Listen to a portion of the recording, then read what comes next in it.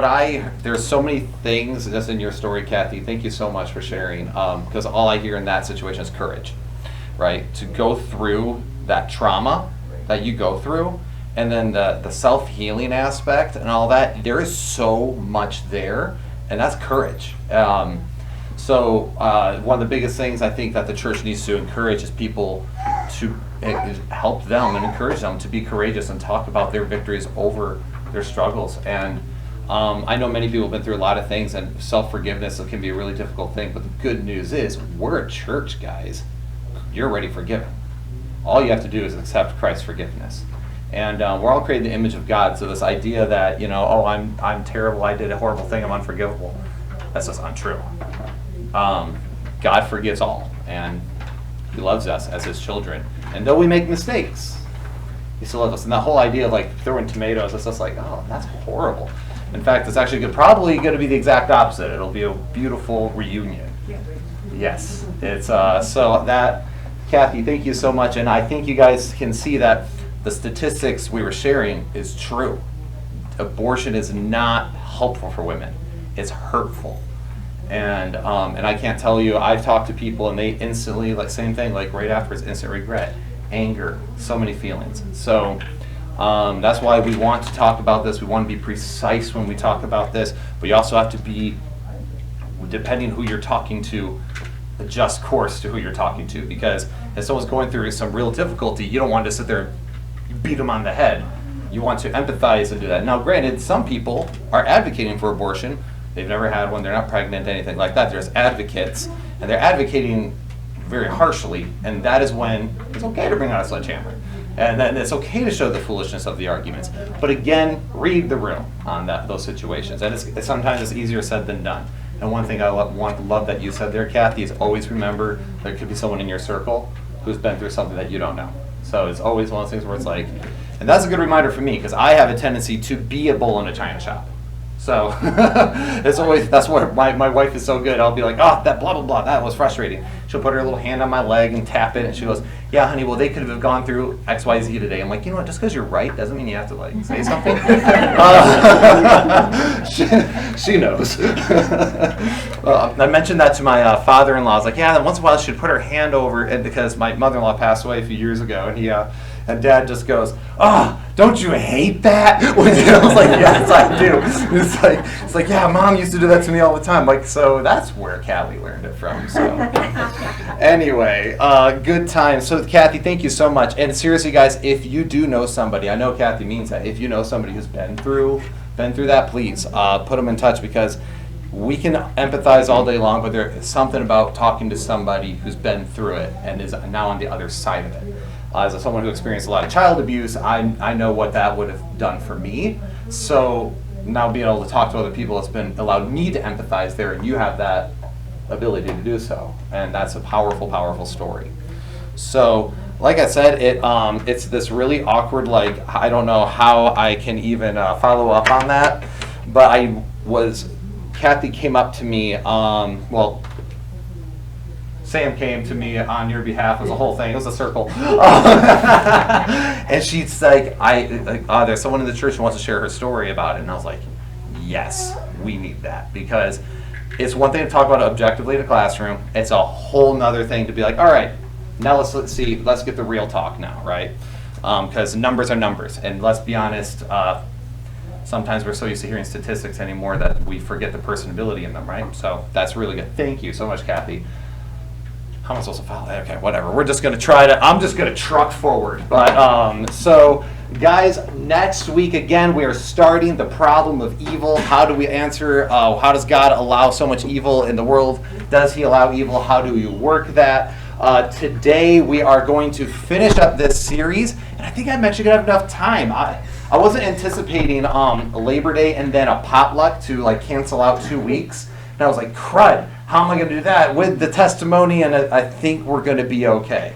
So now we already covered 10 objections. Now I want to just keep going through, because these are things you're going to hear when you're talking to people. We're defending abortion. And I think it's just important that we talk about the responses we should have, or some good responses to have. So one of the things you'll hear is that, well, pregnancy kills women.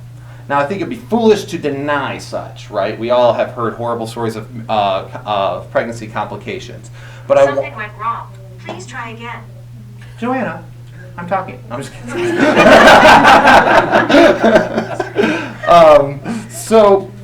But the rate of maternal death is actually about 20 out of 100,000 or so. And so that's very few when you really think about it in the grand scheme of things. That is a 0.02%. So though you should always acknowledge, yes, but it is a very small minority, and pregnancy is relatively safe, especially nowadays with how much better we've gotten in technology. Certainly safer than abortions for babies, right? Abortions are not safe for babies. And in Missouri, they were investigating this at a single Planned Parenthood clinic for 4 instances of women having terrible symptoms from failed abortion attempts. So again, abortion does hurt women, and if we were just going to say, well, we should allow this because this kills this, women have died in this, well, then also women have died from abortions too. So I think we should just emphasize the health situation is abortion is not an ideal health situation for anybody, right?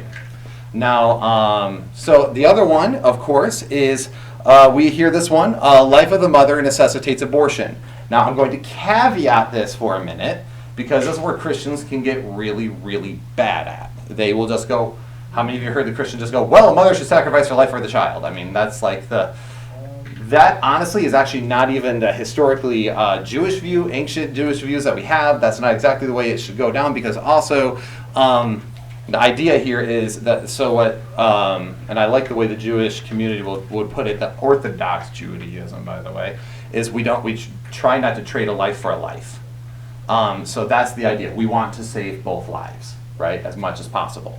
So, however, there are things like ectopic pregnancies. Remember, we talked about that, where the egg will plant itself in the fallopian tube. The child can't survive that. The mother can't survive that. There's no other way at all than to abort, okay? And that's just because we have no way to move the egg into the uterus without killing the baby. Does that make sense? So when we hear these things, sometimes Christians have not studied this enough to really know these things. So like, well, it doesn't matter on an ectopic pregnancy. She should hang in there. Guys, if she hangs in there, they're both dead. Okay? So it's not, anyway, so outside of something like an ectopic pregnancy, okay, and we have a whole video on this on the channel. Do you guys remember probably 6-8 months ago when my good friend Brian was here and he taught about canonicity of the New Testament, like how he got the books of the New Testament? Do you guys remember when he was here? Maybe, possibly. Some of you were attending the class normally then, some of you were not heathens. Anyway, so one of the things that Brian went through is that his son is turning 12 in February, and his son was born at 25 weeks. And if you know that, especially back then, he had less than a 16% survival chance, okay? And he had tons of surgeries. The joke is, and this is going to sound terrible, he tries to die every 4 years because there's always some health issue he has that he has to have surgery for. The parents are pretty good sports about it. It's like their weird dark humor that they have. A couple years ago, his stomach burst because of scar tissue stuck in the intestines from his surgeries when he was first born. Of course, he's okay. Everything's fine. Braden's a good kid. But he's been through this. His wife was told that she has preeclampsia, okay? And basically, like, what do you want to do? Which is essentially like, should we abort the baby, right? And because we need to get this before it turns into eclampsia, which I don't know if you guys know, eclampsia kills the mother. And the consensus that Brian made, which is the right consensus, which is how long can we hang on to our child to give him a fighting chance? And long story short, he was born at 25 weeks. And then they tried to save him. He was an over $1 million baby. They actually joke around about popping a champagne bottle, and they hit $1 million. Again, like, you have to know Brian and Stacy. They're really funny people. But I actually almost wanted to have him in here, but he to talk about this, or him and his wife. But he's at Door Bible, where I used to be the pastor, and he teaches class there, so it's hard for us to do that. So, but here's the thing. Let's do this real fast. So life of the mother necessitates an abortion. So cardiovascular disease is only 0.2% to 4.4% and has a manageable risk. So that is one of the things you'll hear is cardiovascular disease, but it's usually manageable. Hemorrhage. So ironically, this is actually a health condition often attributed as a consequence of abortions. So hemorrhages can happen if you had an abortion, that raises your probability there. And bleeding during pregnancy happens in numerous situations, and it can be manageable, and it's not always a symptom of labor or a miscarriage. I know this. My wife and I had 2 miscarriages, and then when we were pregnant with Eliana, my wife woke up in a pool of blood, and we're like, oh, here we go again. It was horrible. We go in and come to find out it's just her body, there's a blood clot, and it was bringing things out. She was a high, what do you call it? Like there's a high risk there, but we were able to make it work, right? Hypertension, high blood pressure in general, can be part of preeclampsia. As I mentioned before, this condition is typical after 20 weeks of pregnancy, is when you'll see that. There's also infections, like vaginal infections are typically easy to treat. There are many others with various treatment methods, but don't necessarily need to necessitate an abortion. Things also called embolisms, which ironically again is a side effect most common to women who have had abortions. And amniotic fluid embolisms do happen where, and I actually just read a story of this, where the mother had, her body broke water way too early. And so then they were like, yeah, we don't know if the baby's going to make it. And she ended up giving stillbirth. Because, but throughout, they're monitoring with what little was there, and there's a strong heartbeat, but in the end, the baby didn't make it. But again, the point there isn't that we go, oh, no big deal, we just aborted, it's not even a human clump of cells. We go, no, let's try to save said child and then grieve said child, right? And let the mother grieve. So, and then of course, cancer, which is a whole slew of treatments, and there's a whole slew of complications when it comes to cancer, okay? Some are toxic to the baby. They are toxic to the mother as well, right? All cancer treatments are toxic. And usually not fast moving enough to even bring up abortion as an option. I had a coworker of mine that was pregnant, and then she found out she had cancer, and she was like, I was like, oh, Danielle, no, you. Like, she was like, I'm not doing anything to my baby. I'm going to go through this, and we'll just see what happens on the other side. I was like, well, okay, you're like courageous. Okay, let's go. But that's tough, and I'm of the view, and I think it's a decent view. Obviously, if you can wait for treatment, because sometimes it's not very fast moving, that'd be good, right? That's good. However, if you do need treatment, and the child does die as a cause of the treatment, remember that's not I chose to abort my child. This was a life-death situation, and again, we grieve that child if something like that happens. Health situations, health complications are a real thing. We just don't dehumanize, right? And in the grand scheme of things, there are actually fewer health issues than people want to recognize that would necessitate an abortion, okay? So, and I'm not a medical expert, just all the research I have done has pointed me to that. And I have asked doctors this and a biologist this before, and they've all said the same. So I was like, okay, we're good. All right. How many of you guys have heard this one? Coat hanger abortions or back alley abortions will happen again if we make it illegal. How many of you heard this? Okay. So fun fact for you. How many of you guys, when you hear the term back alley abortion, think that this means that abortions are happening in the alleys? No? Okay. Back alley abortions be like behind abortion clinics or medical facilities. That you asked that question. Yes. You're like, well, I'm not saying yes. Because that's what they'll paint it as. A lot of people will be like, yeah, behind medical places, they'd have to do these abortions in secret in the alleyways. Back alley abortions were actually referring to the back door women would enter in secretly, okay? It wasn't being done in the streets. So people have this, like, because they try to create a grotesque view. It's like, actually, it's not what that was. But here's the thing. This is a symbol, and it's used to describe self-administered abort. This, like the coat hanger, right? This is oftentimes used to do self-administered abortions. But the sad thing is current methods of abortion aren't exactly less grotesque than a coat hanger. So when someone's like, well, do you want coat hanger abortions? No, but we got to stop pretending like somehow the abortion tactics we have are somehow more humane than that, too.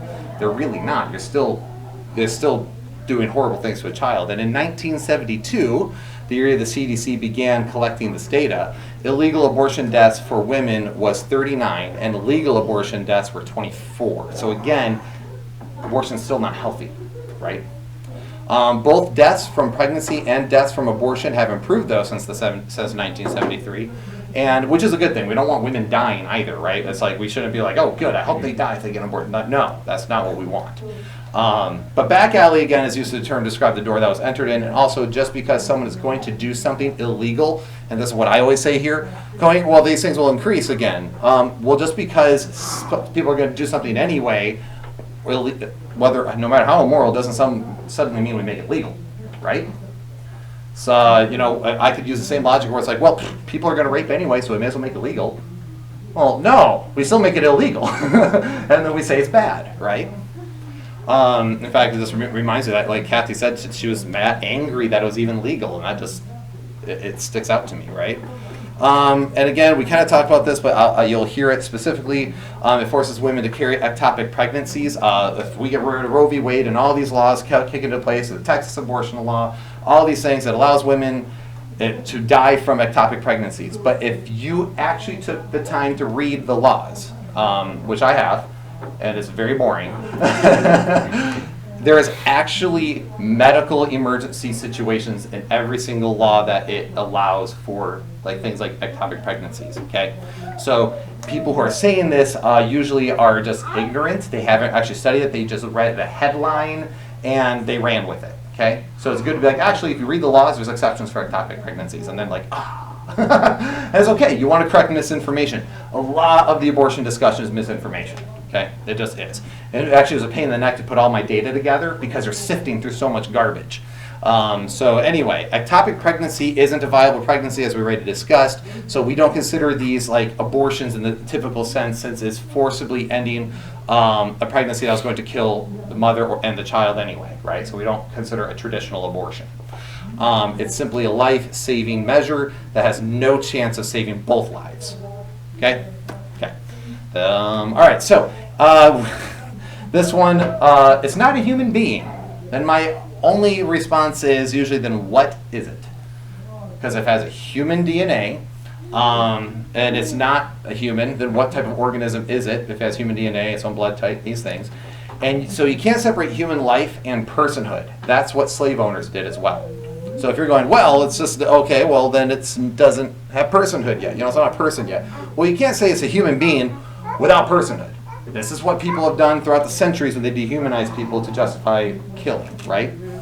If a woman, by their very nature of being a woman, has rights, then at the very least, abortions of even little girls would have those exact same rights violated. I like to kind of turn that one on its head when I'm talking to them.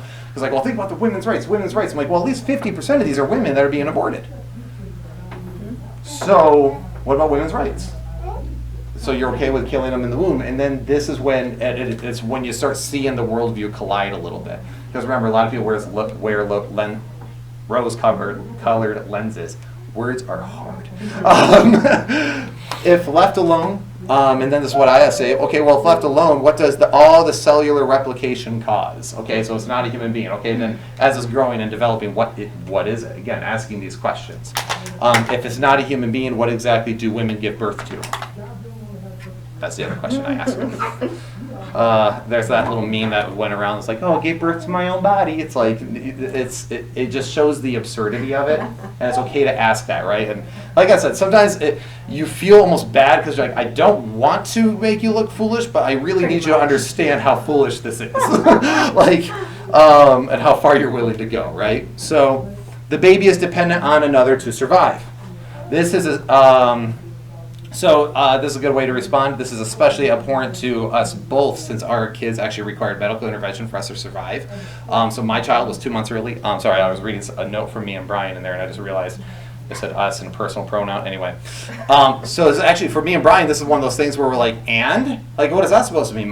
His child at 25 weeks definitely was dependent on things to survive, but was he less of a person? No, my daughter was born 2 months early, and she needed equipment to survive. Does that make her not a person? So remember we talked about that, the SLED test, dependency. Does dependency make someone a person? No. So that's an easy rug to pull out from underneath them. So babies are not self-sustaining people either. My daughter's almost 2. She's not self-sustaining. Right. I think I save her from death at least a half a dozen times a day, and my wife's with her all day, and she probably could have like a count of how many times the child almost killed herself, right? So the logic doesn't hold for young kids or older people either, because older people depend on technology to survive too, right? They're dependent. So, okay, what, someone on life support or all these other various things that we have, are they not people? Well, even some medications. I mean, what about insulin for diabetics? That's a really good point. Like, really break it down to the ridiculous. That's true, though. Yeah. Or pacemakers, right? Yeah, or pacemakers. In fact, yeah, an old deacon at Door, he has a pacemaker, and he's like in his 40s. Yeah. Like, yeah. So, in fact, you could always say even the life of the mother excuse is a direct contradiction to this argument. As I say, the abortion is needed to save the mother. So, in a sense, though, you're like, oh, well, it's dependent on the mother to survive. Well, then if it's a threat to the mother, then you can kind of see where it's like, well, either it's a child or it's not. If it's dependent on the mother to survive, you're acknowledging the fact it's a life. So, and you'll notice that there's this constant, like, different argumentation that's continually doing a bait and switch. They'll remove personhood from it when it's convenient. Then they add personhood when it's dependent on the mother, but then try to make you empathize. And they don't always realize that they're being inconsistent in the argumentation, that they're constantly doing bait and switches. So that's why it's best to just kind of pull that rug out and be like, let's just, for lack of a better term, cut the crap for a second, right? It isn't. By the way, this argumentation is effective. I have seen people completely change their minds using this, and this is not original to me, by the way. I'm just a compiler. So another one, it's up to a woman, her doctor only. Actually, oddly enough, that's not what Roe v. Wade actually says. It just limits to what extent abortion can be limited by a state. But if a doctor decides something, does that make it moral or correct? Well, no. So it doesn't matter if it's between a woman and a doctor. What if a doctor decided all their patients shouldn't take an experimental vaccine or wear a mask like today, right? Well, if we have that, where do you draw the line? Or where do you draw the line of like, well, if a doctor decides that, well, maybe my patients, I just like to kill them by various different means, like, right? Like, doesn't make it moral, whatever a doctor says. This still ignores the personhood of the child. What about their doctor? So, anyway. There's a Detroit doctor that was giving chemo to patients who didn't have cancer. Exactly. Does that make it correct? In fact, we have lawsuits, right? Of doctors who made bad Against him right calls. now, yeah. Doesn't make it right. So, great. Good point. Other developed countries allow it, so should we. This is silly, because does that mean other countries are always moral? What about Nazi Germany? What about communist Russia? Okay, so other countries do it, so what? You know? Aren't there other countries that don't allow it? Exactly. Yeah, right. Probably Exactly. not. No, you're correct. Yeah, so why are we following the ones that do? Exactly. Those other countries are actually more strict on abortion than we are. You've Oh, got, really? Yeah. yes, I was about to get into that. So the Netherlands, they often you say the Netherlands, right? They'll use that as an example. But it requires a license to abort the baby in the Netherlands. And it's only allowed up to 22 weeks. And afterwards, only would be required in extreme emergency. They have a mandatory 5-day waiting period. Must be performed in the hospital, and all abortions done in the first 3 weeks are actually not counted in their abortion statistics. So yeah, the Netherlands, like, yeah, they're like, look at the Netherlands. I'm like, you guys would hate them if we had those laws here, because you want it all the way up to birth in a lot of places. The U.S., the United States, Canada, China, and North Korea are the only countries in the world with the ability to abort what we call late-term babies with no limits. We're right up there with China and Korea. Let North Korea let that sink in. We're the so in other words, in our country, we're actually the most extreme of the countries. And Mexico has some of the most restrictive abortion laws in the entire world and have the lowest abortion rate of 1%. And in the U.S., it is almost 21%. So, I hear this one regularly. You aren't pro-life, you're pro-birth. If you want to be cheeky, you can say, so what? Because it really is just a play on words, right? It's just saying, well, you're just pro-birth. What they're trying to say is that you care only about the baby being born, you don't care about the baby afterwards. That's what they're trying to say, right? So you just want the baby to be born, you don't care what living conditions it's in. So this is what you instantly call out, this is a distraction argument. Because yes, are there some really bad situations? Absolutely. But does that mean when there's bad situations we kill people? No. Right? If you go into the absolute worst parts of Detroit, you could say that those people that have horrible living conditions, does that mean we just start killing them? Absolutely not. So it gets ridiculous. So this is a distraction argument. The logic framework is simply this. if you don't agree 100% with my theory of the government and social programs, then you aren't really pro-life. That's really what this comes down to. Like, you better agree with all my views of how the government should interact with people, or you're not really pro-life because you don't care about babies afterwards. Really? We're really stretching here. So simply ask you this. So, and this is what I've done with many people. So how are you pro-life then? Okay, great. So you want to take care of babies afterwards? What are you doing then? You know, because here's what the reality. Christians are over twice as likely to adopt. Yeah. We make up the majority of the foster systems, people who take people in, refugees. We have Bethany Christian Services, for crying out loud. That's nationwide and it's huge. And I don't know if you know this, but they're Christian, is in the name.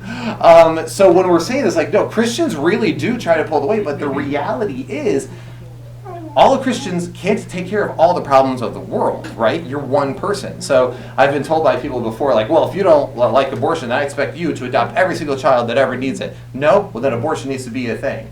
Like, well, does that logic follow through with everything then? Like, you can't be against something unless you take care. Are you for women recovering from rape? Yes? Okay. Well, are you going to take care of all women that have been through that? Well, no. Okay. Well, we're making a distraction argument. That's what we're doing. We're punting to another direction. So, and then the other question is, okay, great. So if we can't figure out the best way to take care of them, we just get to kill them. And then when you hit them with that, then it's just like, that's what you just made the argument for. And so sometimes you have to look through the static that they're kind of throwing at you and kind of jump to the heart of it to show where the problem really lies. And it can make you feel very uncomfortable. Also, again, like I said, the largest givers to charity are religious people. If you look it up, Christians are the top. And then I've seen different statistics that Jews and Muslims follow each other, one or the other. I've seen different ones that show different, but Christians are always the top, if you include Catholics, which I do. Anyway, this whole idea also, we'll talk about that. This more in the problem of evil section. But people, you know what? The world would be better without religion. Statistically speaking, it wouldn't be. Religious people actually give more, help more, and are more involved in their communities than other people. And I'm not just talking about Christians here. I'm talking about religious people in general, okay? From Buddhists to Muslims, okay? So anyway, that's just not true. So therefore, Christians practice what they preach far more often than they don't, okay? That's the reality. And not all Christians can be foster parents, and not all Christians can adopt, but I know a lot of Christians who they give, they take care of, they'll help babysit, they'll do whatever to help different people. So that's just untrue. Also, like I said, I'm fine with being called pro-birth. I'd rather give a kid a fighting chance and be born than to kill it. Future care versus killing the child are two separate conversations. If every kid that was going to have a rough future were just killed, that'd serve a real problem for children in foster systems, right? Oh, it's going to have a rough life. Yes, we better just end it. Like, are you serious? Which is also brings me to my next point here. And this will be, I think, my last one because we're running out of time. And which is fine because the other ones are review anyway. So adoption system is terrible. Foster system is even worse. Therefore, abortion must be legal. I mean, you've heard this type of argumentation before. The reality is this one simply doesn't follow. So we kill them because adoption system isn't the best and foster system is even worse. So we kill? That's your solution? Consider that for a minute. This one actually really gets under my skin because I grew up doing foster care, my entire family. My two younger brothers were adopted through the foster system. And my brother, one of my brothers experienced grotesque sexual abuse as a child from his uncle, and then he was abused by his stepdad physically. Then he gets into my home, and you guys may have heard my story when I preached a sermon. My home was abusive. And so, but now he's married. He's in a healthy marriage. He has two beautiful children. He as a community leader and helps people. I'm like, so according to you, my brother should be murdered because his life was going to be hard. He's less of a person. He's less valuable because of his hardship. So we should mercy kill him. But now he's living a good, thriving life. So when you're telling me this, you're telling me that, oh, so my brother should be killed. And this is the same thing with, and we talked about this last time, which was, oh, well, what about rape? So we should abort because of rape. It's like, well, are you saying that children who are products of rape, who mothers chose to carry them through, are less of a person? That they're less valuable because we just kill them? This, again, one does not follow. They are bad. And I'll say this, I am a huge critic of the foster systems and stuff. I grew up in it, I saw it, I know the problems in it. I will talk all day about the problems in the system. The support for the families, the support for the foster parents is all a mess, okay? But friendly challenge of anyone who would be pro-choice, how much money or time have you invested in even fixing it or being part of it? Okay, well, if not, then perhaps you shouldn't look so cynically. Dr. Jordan Peterson put it perfectly. Make sure your backyard is clean before you judge the world, right? So everyone, and here's the other reality, everyone in life suffers. We all suffer in life. How many of you guys have never suffered? Whoa! Everyone has suffered. So then what level of suffering is enough to kill someone? And who gets to make that call? You? Me? So these are the cool things that you want to make sure you bring up. So killing someone without their consent to avoid their future suffering isn't logical and it's immoral. And remember that abortion is suffering.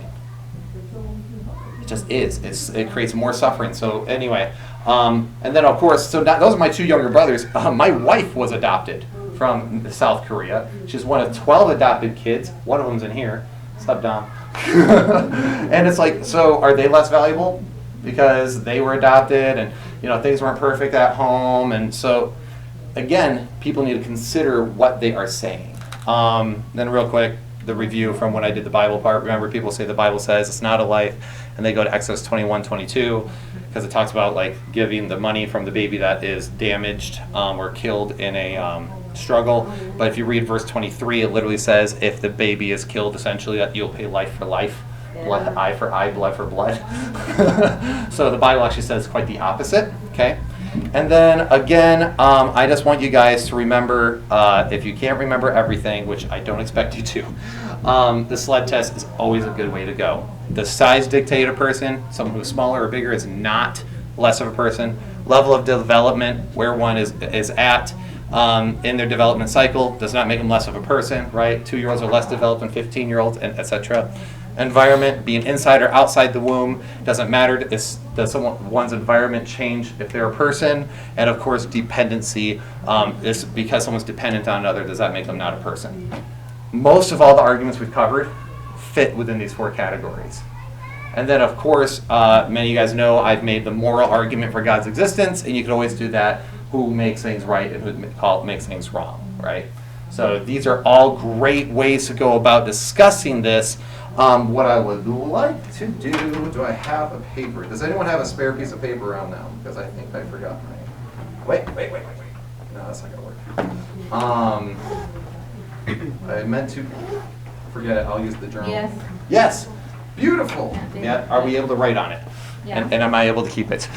You are. I even have more if you need. Perfect. No, I shouldn't. Not unless everyone writes super big. What I want to do, if you want all the resources and all the notes I've had on this, and you want to, I'm just going to leave this here, put your email address on here, and I'll forward you all of it. It also has links to things and the direct sources, so I'll just leave that here for you.